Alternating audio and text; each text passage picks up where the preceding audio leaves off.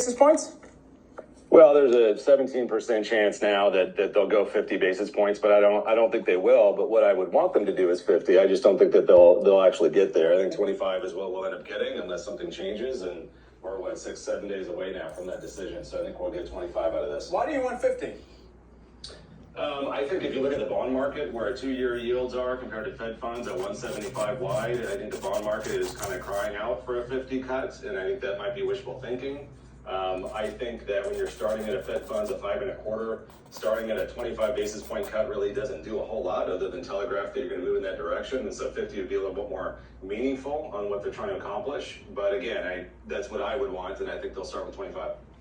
Amir, when it comes to, I guess, just your assessment of the economy so far. So here we are. It looks like overall, yes, the labor market's slowing. We certainly have seen a bit more emphasis on the labor market rather than inflation here over the last several weeks. Are you confident that we will see that soft landing? Has the recent data reaffirmed that narrative to you?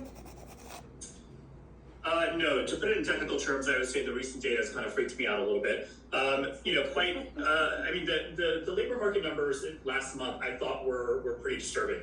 I'm with Brian on the fact that there's always this concept of what we think they should do and what they will end up doing, but I agree that they ought to go 50 because the 3-month average of payrolls has dropped to 116,000 from about 160,000. That's a really sharp slowdown.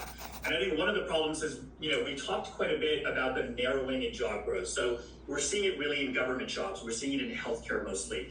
And a lot of the other sectors not really adding a whole lot. Well, the problem is the 3-month average in terms of job gains from healthcare slowed by almost 30K through the month of August. We've seen all the downward revisions to last year, over 800,000. Some of that will continue and will continue to affect the data from April 2024 forward. So I think even though we haven't seen claims really pick up, net hiring has slowed down quite appreciably. People may not be laying off a lot, but they're not really hiring either.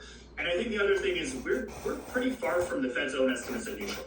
So, 50 to me would be a good step to start to get towards that. If policy works for long and variable lags, let's get moving here to make sure that we are able to achieve the soft landing and not kind of fumble at the 1-yard line here.